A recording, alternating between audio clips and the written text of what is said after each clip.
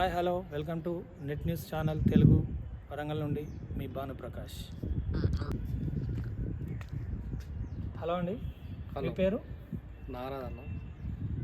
నాగరాజ్ గారు, ఇప్పుడు మీరు కాకతీయ యూనివర్సిటీ బీసీ సంక్షేమ సంఘం కానీ యూనివర్సిటీ ఇన్ఛార్జిగా కానీ ఉన్నారు. మరి దానికి బీసీలకు ఎలాంటి న్యాయం జరగాలని కోరుకుంటున్నారు? గతంలో బీసీల గురించి ఏమేమి చేశారు? గతంలో దాదాపు స్వాతంత్రం వచ్చి 77 సంవత్సరాలు అవుతున్నప్పటికీ కూడా ఈ తెలంగాణ రాష్ట్రంలో కావచ్చు, యావత్ దేశపరంగా కావచ్చు, బీసీలకు మనకు రిజర్వేషన్లు వచ్చినాయంటే డాక్టర్ బాబాసాహెబ్ అంబేద్కర్ పుణ్యం, అదేవిధంగా బీపీ మండల్ పుణ్యం వల్ల. ఇవాళ బీపీ మండల్ కొట్లాడి 27% రిజర్వేషన్ తీసుకొస్తే ఇవాళ 18% మాత్రమే విద్యా ఉద్యోగ రంగాలలో ఇంప్లిమెంటేషన్ అవుతుంది. మనం ప్రధానంగా కూడా మొదటి నుంచి కూడా దాదాపు జాజుల సీనన్న నాయకత్వంలో ఒక 25 సంవత్సరాలుగా ఇవాళ మనం కొట్లాట చేస్తూ ఉన్నాం. దేని గురించి కొట్లాట చేస్తూ ఉన్నామంటే, ఇవాళ తెలంగాణ రాష్ట్రంలో బీసీ కులగణన చేపట్టాలి, మేము మా లెక్కలు ఎంత ఉన్నాయో కేంద్ర రాష్ట్ర ప్రభుత్వాలు తీవాలే, జనగణన చేయాలి. బ్రిటిష్ వారి కాలంలో జనగణన జరిగింది, ఇప్పటి వరకు కూడా జనగణన జరగలేదు. జనగణన చేసి ఇలా జంతువులకు పక్షులకు చేస్తున్నారు, ఇవాళ లెక్కలు తీస్తూ ఉన్నారు. జంతువుల మీద ఉన్నటువంటి ప్రేమ, పందుల మీద, కుక్కల మీద, పుల్ల మీద ఉన్నటువంటి ప్రేమ మనుషుల మీద లేదా? మా కులం ఏందో, మా కులంలో ఎంతమంది ఉన్నారో మేము తెలుసుకోవాల్సినటువంటి అవసరం ఉన్నది. కాబట్టి కేంద్ర ప్రభుత్వాన్ని ప్రధానంగా డిమాండ్ చేస్తూ ఉన్నాం, నరేంద్ర మోడీ గారిని. ఒక బీసీ ప్రధానమంత్రి అయ్యుకుంటూ ఉండి కూడా ఈనాటికి కూడా జనగణన చేయకుండా, బీసీ కులగణన చేయకుండా, బీసీ మంత్రిత్వ శాఖ ఏర్పాటు చేయకుండా, బీసీ మహిళలకు సబ్కోటా కల్పించకుండా ఇవాళ అన్యాయం చేస్తూ ఉన్నాడు. బీసీ విద్యార్థులు ఇలా ఫెలోషిప్లలో పర్సెంటేజ్లు పెంచకుండా, ఇవాళ బీసీల పైన, బీసీ వర్గాలపైన ఏ వర్గం మీద లేనటువంటి దాన్ని ఇలా నాన్ క్రిమిలేయర్ను తీసుకొచ్చి బీసీల వెన్ను విరుస్తున్నటువంటి పరిస్థితి మనకు కనపడతా ఉంది. దాన్ని వెనక్కి తీసుకోవాలి, నాన్ క్రిమిలేయర్ని ఎత్తివేయాలి, బీసీలకు అండగా నిలబడాలి, అభినవ పూలేగా పేరు తెచ్చుకోవాలి ప్రధాని నరేంద్ర మోడీ అని చెప్పి మేము ప్రధానంగా కోరుతున్నాం. లేని పక్షంలో మేము గతంలో మొన్న 5-6 తారీఖు రోజు ఇవాళ ఢిల్లీలో ఇవాళ జంతర్ మంతర్ వద్ద ధర్నా చేయడం జరిగింది జాజుల సీనన్న నాయకత్వంలో. ఇవాళ అదేవిధంగా ఏపీ భవన్లో గురజాడ అప్పారావు సెమినార్ హాల్లో కూడా పెద్ద ఎత్తున seminar, BC seminar, national seminar conduct చేయడం జరిగింది సీనన్న. అందులో కూడా మేము పాల్గొని కేంద్ర ప్రభుత్వాన్ని ప్రధానంగా ఒకటే డిమాండ్ చేసినాం, ఇవాళ బీసీ విద్యార్థులకు, పరిశోధక విద్యార్థులకు పర్సెంటేజీలు పెంచాలి, బీసీ ఫెలోషిప్లు ఇవ్వాలి, పరిశోధక విద్యార్థులని ఆదుకోవాలని చెప్పి మేము ప్రధానంగా డిమాండ్ చేస్తున్నాం. ఎందుకంటే యూనివర్సిటీలను నిర్వీర్యామం చేసేటటువంటి దిశగా ఇవాళ కేంద్ర ప్రభుత్వం కావచ్చు, రాష్ట్ర ప్రభుత్వం కావచ్చు ఇలా ముందుకు పోతూ ఉన్నాయి. ఎందుకంటే ఉద్యోగ నియామకాలు చేపట్టకుండా, ఇవాళ ప్రొఫెసర్ల నియామకాలు లేకుండా ఇవాళ విద్యా వ్యవస్థను పూర్తిగా అణగదొక్కే ప్రయత్నం చేస్తూ ఉన్నారు. ఎందుకంటే తెలుగు కల్లోలు అయితే చదువుకుంటే తెలుగు కల్లోలు అవుతారు, తిరుగుబాటు చేస్తారనేటటువంటి ప్రధాన ఎజెండాతోని మా పదవులు పోతాయనే అహంకారంతో ఈ యొక్క కేంద్ర రాష్ట్ర ప్రభుత్వాలు ముందుకు పోతూ ఉన్నాయి. మీ యొక్క వైఖరిని మార్చుకోవాలని కూడా మేము డిమాండ్ చేస్తున్నాం. ఓకే నాగరాజ్ గారు, ఇప్పుడు ఈ యూనివర్సిటీ స్థాయిలో మనకి విద్యార్థులు ఉంటారు కదా, బీసీ విద్యార్థులు, వాళ్లకు అన్ని రంగాలలో ఇంజనీరింగ్ కావచ్చు, లా కావచ్చు, జనరల్గా పీజీ హయ్యర్ స్టడీస్ ఏవైతే ఉంటాయో వాటి కోసం బీసీ అనే సంఘం ద్వారా ఎంతమందికి లబ్ధి అనేది జరిగిందని గతంలో అనుకుంటున్నారు? ఇక ముందు ఏం వాళ్ళకి జరగాలని మీరు కోరుకుంటున్నారు? గతంలో మనం చూసుకున్నట్టయితే విద్యారంగంలో కూడా బీపీ మండల్ ప్రకారం 18% రిజర్వేషన్ అమలు అయ్యి ఉండేది.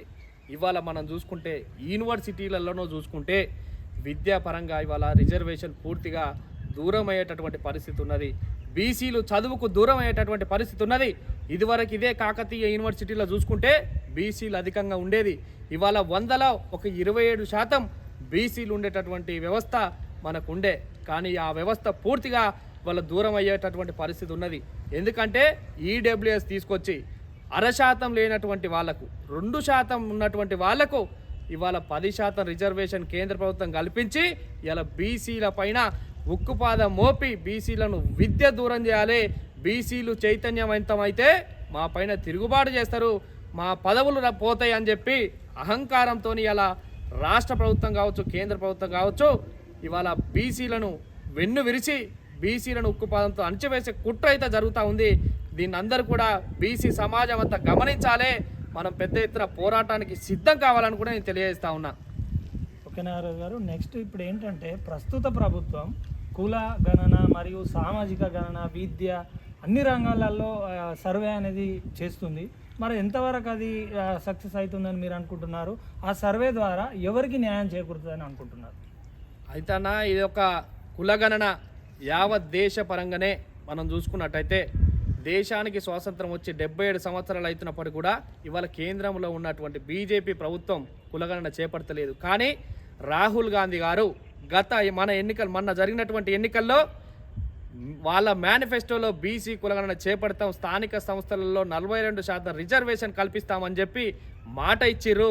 రాహుల్ గాంధీ గారు, ముఖ్యమంత్రి రేవంత్ రెడ్డి గారు ఆ మాట నిలబెట్టుకొని బీసీ కులగణన చేపడతా ఉన్నారు, ఇంటింటి సర్వే చేపడతా ఉన్నారు. దానివల్ల బీసీలకు లబ్ధి చేకూరుతుందని చెప్పి మేము నమ్ముతా ఉన్నాం, విశ్వసిస్తూ ఉన్నాం. ఎందుకంటే బీసీలు స్థానిక సంస్థలలో కనుక 42% ఇదే కాంగ్రెస్ ప్రభుత్వం అమలు చేస్తే దేశ చరిత్రలో ఇలా రాహుల్ గాంధీ కానీ, రేవంత్ రెడ్డి గారు కానీ, తెలంగాణ రాష్ట్ర ప్రభుత్వం కానీ మిగిలిపోతుంది. ఒక చరిత్ర సువర్ణాక్షరాలతో లిఖించబడినటువంటి విధంగా ఇవాళ తెలంగాణ గవర్నమెంట్, రేవంత్ రెడ్డి గారు, రాహుల్ గాంధీ గారు నిలబడతారని మేము అనుకుంటా ఉన్నాం. ఎందుకంటే ఈ కులగణన పైన మన కులం ఏందో మనకు తెలుస్తుంది, మన జనాభా ఏందో మనకు తెలుస్తుంది, మన ఆర్థిక పరిస్థితులు, మన స్థితిగతులు, మనం చేస్తున్నటువంటి వృత్తి అవన్నీ కూడా బయటికి వస్తాయి. కాబట్టి దానివల్ల మనం ఎదుగుతాం తప్ప అణచివేత గురిగామనేది ప్రధానంగా యావత్ బీసీ సమాజం గుర్తుపెట్టుకోవాలి. ఖచ్చితంగా ఇట్లనే కనుక స్థానిక సంస్థలలో 42% రిజర్వేషన్ కల్పిస్తే బీసీలు ఇవాళ సర్పంచులు అవుతారు, ఎంపీడీసీలు అవుతారు, జెడ్పీడీసీలు అవుతారు, కార్పొరేటర్లు అవుతారు, ఇవాళ జిల్లా పరిషత్ చైర్మన్లు అవుతారు. కాబట్టి ఇవే కాదు, జరగబోయేటటువంటి ఎన్నికలు మొత్తం కూడా మనయే. ఇవాళ ఎమ్మెల్యేలమవుతాం, ఎంపీలమవుతాం, ఎమ్మెల్సీలమవుతాం, చట్టసభల్లో కూడా మనం పోతాం. దీనికి ప్రధాన ఎజెండా బీసీలకు స్థానిక సంస్థలే ప్రధాన కారణం. అందుకనే ఇవాళ కాంగ్రెస్ ప్రభుత్వం కూడా బీసీలకు అండగా నిలిచింది అనే చెప్పాలి. ఎందుకంటే బీసీలకు 42% ఏ ప్రభుత్వం కూడా ఇస్తని రిజర్వేషన్లు ఇస్తామని చెప్పలే. గతంలో కూడా బీసీలకు బీపీ మండల్ గారు చేసినటువంటి ఉద్యమంలో బీసీల పైన రిజర్వేషన్లు బీసీలకు వస్తున్నాయని చెప్పి ఆయన వీపీ సింగ్ ప్రభుత్వమే కూలిపోయింది. కానీ కాంగ్రెస్ ప్రభుత్వం మనకు అండగా నిలబడ్డది. కాబట్టి మనం గర్వంగా ఫీల్ కావాలి. కాంగ్రెస్ ప్రభుత్వానికి బీసీలు అండగా నిలబడాలని కూడా నేను తెలియజేస్తా ఉన్నా. ఓకే నాగరాజు గారు, ఇప్పుడు బీసీలలో మహిళలు మరియు పురుషులతో పాటు సామాజికంగా, ఆర్థికంగా, విద్యాపరంగా వాళ్ళు కూడా ఎదగాలి. ఎదిగినప్పుడే కదా సమాజం అనేది బాగుపడుతుంది. తర్వాత భవిష్యత్తులో భావితరాలకు కూడా వారి వల్ల ఎంతో ఉపయోగం అనేది కలుగుతుంది. కాబట్టి మరి వాళ్ళ పట్ల మీ ఆలోచన ఏంటి? మహిళల పట్ల కూడా మహిళలకు ఈ రాష్ట్ర ప్రభుత్వం కానీ, కేంద్ర ప్రభుత్వం కానీ రక్షణ కల్పించాల్సినటువంటి అవసరం ఉన్నది. ఇవాళ ఒక మహిళ అంటే తల్లితో సమానం. ఇవాళ మన ఇంట్లో అక్క చెల్లెలు ఏ విధంగా ఉంటారో ఈ సమాజంలో కూడా మహిళలకు అంతే ప్రాధాన్యత ఉన్నది. మొదటి ప్రాధాన్యతని ఇవ్వాల్సినటువంటి అవసరం ఉన్నది. మహిళలకు ఉచిత బస్తే కాదు, వాళ్ళు చదువుకోవడానికి సకల సౌకర్యాలు కల్పించాల్సినటువంటి బాధ్యత రాష్ట్ర ముఖ్యమంత్రి గారి పైన ఉన్నది. ఖచ్చితంగా మహిళలకు రక్షణ కల్పించాలి. ఇవాళ మనం చూసుకుంటా ఉన్నాం, అనేక ఆత్మహత్యలు జరుగుతూ ఉన్నాయి. ఇవాళ ప్రైవేటు యాజమాన్యాలు, నారాయణ, చైతన్యాలు చూసుకుంటే ఇవాళ ఎస్ఆర్ యూనివర్సిటీలో ఇవాళ నారాయణ, చైతన్య, అదేవిధంగా పెద్ద పెద్ద యూనివర్సిటీలలో ఇవాళ మనకు ఇష్టం వచ్చినట్టుగా పిల్లలని పీడించి తల్లిదండ్రుల రక్త మాంసాలు పిండి పైసలు వసూలు చేసి వాళ్ళని మానసికంగా హింసించి వాళ్ళని ప్రాణాలు పోయే విధంగా వాళ్ళ తట్టుకోలేక వాళ్ళ యొక్క ఫలితాల కోసం విద్యార్థుల మెదళ్ళ పైన పీక్క తింటూ వాళ్ళని ఇష్టం వచ్చినట్టుగా హింసిస్తూ మానసికంగా దెబ్బతీస్తూ వారి ప్రాణాలు పోవడానికి కారణమవుతా ఉన్నారు. బిడ్డ, మీకు ఒక్కటే హెచ్చరిస్తూ ఉన్నాం, నారాయణ, శ్రీ చైతన్య యజమానులారా, మీరు ఇదే విధంగా కనుక వ్యవహరిస్తే మీ పర్మిషన్లు రద్దయ్యేంత వరకు కూడా మా పోరాటం కొనసాగుతుంది. మేము ఎక్కడ కూడా వెనకడుగేసేది లేదు. మీరు చేసేటటువంటి ఆగడాలు ఇవాళ అత్యధికంగా ఫీజులు వసూలు చేసి లక్షలు దన్నుకొని ఇలా పేదల ప్రాణాలు తీస్తూ ఉన్నారు, పేద విద్యార్థుల ప్రాణాలు తీస్తూ ఉన్నారు. ఖబర్దార్, ఒక్కని కూడా వదిలిపెట్టమని కూడా తెలియజేస్తా ఉన్నా. రాష్ట్ర ముఖ్యమంత్రి గారు ఫీజుల నియంత్రణ చట్టాన్ని తీసుకురావాలి. తెలంగాణ రాష్ట్ర ప్రభుత్వంలో పేదలకు అండగా నిలవాలని చెప్పి మేము ప్రధానంగా రాష్ట్ర ముఖ్యమంత్రి గారిని కోరుతా ఉన్నాం. ఓకే నాగరాజు గారు, ఇప్పుడు పాఠశాల స్థాయి కాకుండా కాలేజీ అంటే ఇంటర్మీడియట్ కావచ్చు, డిగ్రీ కావచ్చు, ఆ స్థాయి నుంచి యూనివర్సిటీ స్థాయి వరకు విద్యార్థులకు డ్రగ్స్ అనేటువంటి మహమ్మారి అనేది ఒకటి ఈ మధ్యలో బాగా అది అవుతుంది జనంలోకి. ఆ డ్రగ్స్ అనే దాన్ని మనం ఎలాగా దూరం చేయాలి, ఆ డ్రగ్స్ మహమ్మారి బారిన పడకుండా విద్యార్థులను కాపాడుకోవాలి. ఎవరు కూడా ఎలాంటి బీసీ ఎస్సీ ఎస్టీ అని కాదు, ఏ విద్యార్థులైనా దాన్ని మనం ఆ భూతాన్ని ఎలా తరివేయాలి, దాని నుంచి అవాయిడ్ చేయడానికి ఎలాంటి చర్యలు చేపడితే మీ ద్వారా. కాకతీయ యూనివర్సిటీలో గత 3 రోజుల క్రితమే సిపి గారు యాంటీ డ్రగ్స్ గురించి ఆడిటోరియంలో ఒక పెద్ద బహిరంగ సభ పెట్టడం జరిగింది. విద్యార్థులతో ముఖాముఖి కార్యక్రమాలు తీసుకొచ్చి విద్యార్థులను చైతన్య పదం చేయడం జరిగింది. అదేంటంటే డ్రగ్స్ మహమ్మారిన పడితే ఖచ్చితంగా మన జీవితాలు ఆగమవుతాయి, మన ప్రాణాలు పోతాయి, మనకు ఒక వ్యసనంగా బానిస అవుతాం. కాబట్టి విద్యార్థి లోకం అంతా కూడా ఆలోచన చేయాలి. మన తల్లిదండ్రులు ఎన్నో ఆశలు పెట్టుకొని కాయ కష్టం చేసి ఎండనక వాననక చలనక కష్టపడి ఎండల్లో ఇలా వాళ్ళు నిరంతరం చెమటోర్చి ఇవాళ మన కోసం వాళ్ళు త్యాగం చేసి ఇలా చదివిస్తూ ఉన్నారు, యూనివర్సిటీల దాకా తీసుకొస్తూ ఉన్నారు, ఉన్నత చదువులు చదివిస్తూ ఉన్నారు. ఒక్కసారి ఆలోచన చేయాలి. మనం ఎవరినో ఆదర్శంగా తీసుకోవడం కాదు, మన తల్లిదండ్రులను ఆదర్శంగా తీసుకోవాల్సినటువంటి బాధ్యత మనం అందరిపైన ఉన్నది. ఖచ్చితంగా రోజు పొద్దుగా లేవగానే తల్లిదండ్రులను తలుచుకోండి, ఒక్కసారి వాళ్ళ కష్టాన్ని తలుచుకొని ఇలా మీరు ఏం చేస్తూ ఉన్నారో ఒకసారి ఆలోచన చేయండి.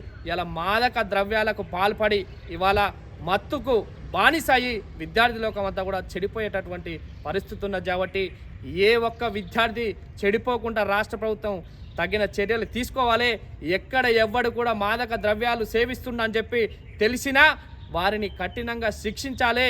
అలాంటి వారిని యూనివర్సిటీలలో కానీ ఇలా పాఠశాలలో కానీ కళాశాలలో కానీ స్కూళ్ళల్లో కానీ తిరగనీయకుండా చూడాల్సినటువంటి బాధ్యత రాష్ట్ర ముఖ్యమంత్రి గారి పైన ఉన్నది, రాష్ట్ర ప్రభుత్వం పైన ఉన్నది. కాబట్టి ఒక్కసారి ఆలోచన చేయాలి. మత్తు పానీయాలు సేవించడం వల్ల వాడు డ్రైవింగ్ చేసినా వాడు ప్రాణాన్ని కోల్పోయేటటువంటి పరిస్థితి ఉన్నది.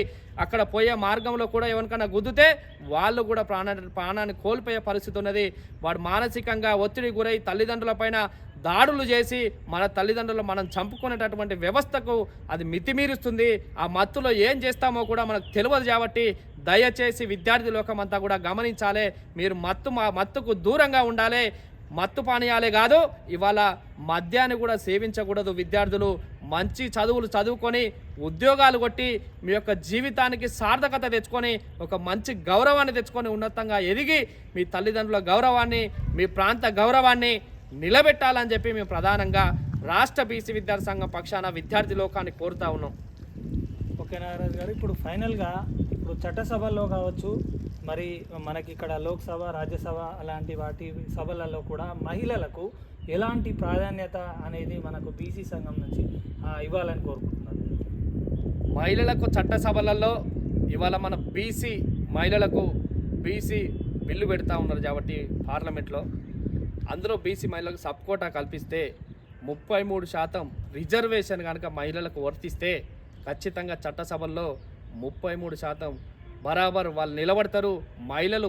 ఎందుకంటే మనని కన్నది మన కన్న తల్లి, మహిళలకు కూడా గౌరవించాల్సిన బాధ్యత ఉంది. మహిళ అంటే ఎవరో కాదు, మన కన్న తల్లి లాంటిది. కాబట్టి కేంద్ర రాష్ట్ర ప్రభుత్వాలు మంత్రి పదవులలో కానీ ఇవాళ ఎమ్మెల్యేలో కానీ ఎంపీలలో కానీ ఎమ్మెల్సీలలో కానీ జడ్పీటీసీలో కానీ ఎంపీటీసీలో కానీ సర్పంచ్లలో కానీ వారికి తగిన ప్రాధాన్యతను ఇస్తే వారు ఖచ్చితంగా ఒక తల్లి పాత్ర పోషించి వాళ్ళు కాపాడుకుంటారు. ఏం కాపాడుతారయ్యా అంటే పరిపాలన సమర్థవంతంగా ఒక కుటుంబానికి ఎంత రక్షణగా ఒక మహిళ నిలబడుతుందో, ఎంత కష్టపడైనా ఒక కుటుంబాన్ని సాత్తుందో, ఎంత భద్రంగా ఖజానాను భద్రపరుస్తుందో మహిళలు ఇవాళ మనం చూసినాం.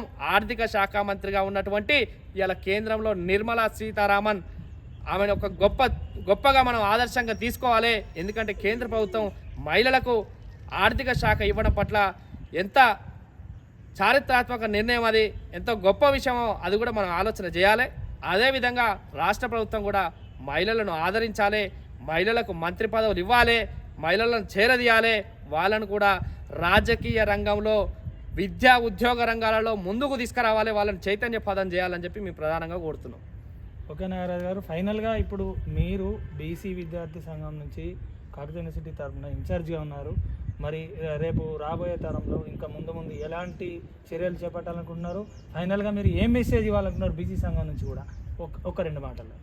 ఇవాళ విద్యార్థులకు గత 3 సంవత్సరాలుగా ఫీజు రీయింబర్స్మెంట్ పడక విద్యార్థులు అనేక రకాలుగా ఇబ్బంది పాలవుతూ ఉన్నారు.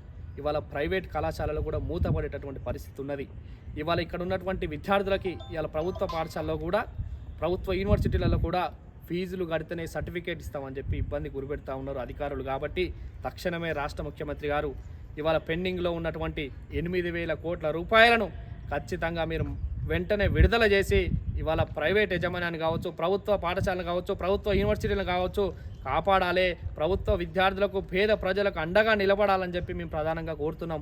ఎందుకంటే ఇవాళ గత ప్రభుత్వం ఇవాళ ఫీజు రియంబర్స్మెంట్ విడుదల చేయక అనేక మంది విద్యార్థులు ఇబ్బంది పాలయ్యారు, తల్లిదండ్రులు అప్పుల పాలయ్యారు, ఉరి వేసుకొని చచ్చిపోయారు, ఆత్మహత్యలు చేసుకున్నారు. కాబట్టి ఆ ప్రభుత్వానికి తగినటువంటి బుద్ధి చెప్పి విద్యార్థి లోకమంతా కూడా ప్రభుత్వాన్ని మార్చుకున్నది. మాకు ఉద్యోగ అవకాశాలు వస్తాయి, మాకు ఫీజు రియంబర్స్మెంట్ వస్తాయి అనేటటువంటి ఆలోచనతోనే మీకు అండగా నిలబడ్డరు.